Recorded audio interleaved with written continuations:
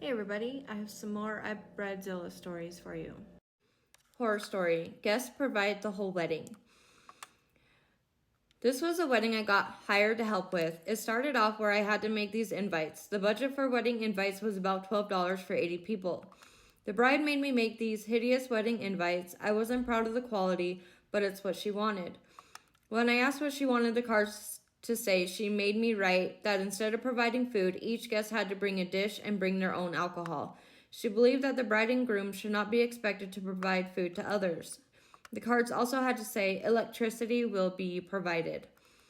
Then I asked if I should list any sort of room blocks on the invites. I assumed people from out of town would need a place to sleep. I was told that there would be no hotel. The only accommodations would be to bring your own sleeping bag and sleep outside. 2 porta potties would be provided to guests. No accommodations, no food, no alcohol were provided. Oh, and everyone was expected to pay to dance with the bride. This is how they were going to fund the honeymoon. What is wrong with brides? I don't understand it. I don't get it. This next bride. Wedding showers, so many showers. So someone I know is getting married in the fall, but apparently having wedding events the whole year. Engagement party happened already, but they're having showers for every room of their house with separate registries. This is a list because invites were sent already so everyone can plan accordingly. Kitchen shower, bedroom shower, bath shower, household shower, lingerie shower, bachelorette party, tool shower for the groom, bachelor party, and the wedding, of course. Is this normal? Isn't it usually just one shower and then the bachelor and bachelorette party? Yeah, you get like a weekend, if that. A whole entire year? What is up with these entitled, greedy brides? I don't get it. Cringeworthy Bridezilla. Received a wedding invite earlier this year. It was from someone who I'd known a long time and who's always had a severe case of main character syndrome and chaotic energy. I'd become worn out by the dynamic and distanced myself a few years ago, but I heard she was engaged and I anticipated an invite and was leaning toward attending, thinking that she'd probably matured and that this could be a nice reunion. The invite received at 9:59 a.m. included the wedding date, which was a little less than 2 months away, and a link to the wedding website. There was no save the date, so this was the first notice of the date/location. The website mentioned that the wedding would take place in a forest, doesn't specify which, but okay, sounds majestic. Scroll down and read, our website has all the important details, most importantly the RSVP. We want to know things like whether or not you're bringing a +1, your dietary preference, and if you're willing to sleep on the ground.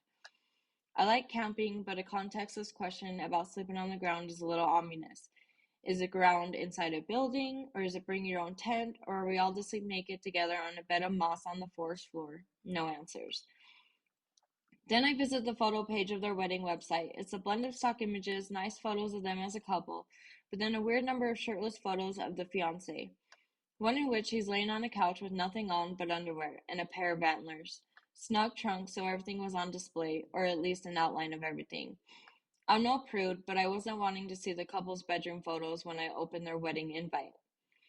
I was quickly losing motivation to attend. With less than 2 months' notice for an overnight event, I needed to check my calendar anyway and find an overnight sitter before responding. But apparently that was unreasonable, because at 10:54 a.m. the same morning my phone buzzed again with another email. Subject: We need your RSVP. 55 minutes seems like an unreasonable short turnaround time to expect of your guests, but the body of the email was worse. It is almost time to gather and dance and feast in the forest to celebrate our wedding. But if you don't let us know how many of you will be there, you might go hungry or have to beg for scraps off the table. We only want queens and kings and goblins at the wedding, not beggars, so please RSVP. There is a lot for you to consider as a guest in terms of camping and travel plans, so get it done right now. We can't wait to see you at the wedding, and we are so happy to have you in our lives.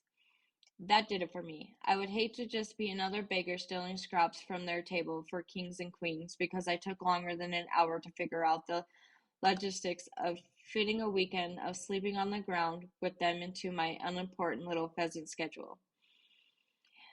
They even managed to make RSVPing No, frustratingly complicated. Of course, the first question was, will you be joining us? No. But you couldn't submit the form until you answered every question. Will you be coming alone or bringing a plus one? Neither. I'm not coming. But it's multiple choice, and those are the only two options. Will you be bringing your dog or leaving it at home? Neither. I don't have a dog. But if I did, it'd be staying home, or I'd be staying home with it, so the answer would still be neither.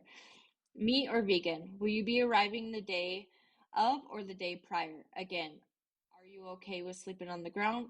Pages of non-applicable questions I had to answer just to submit my no. Anyway, that's all, peasants. Don't let me catch you begging for scraps.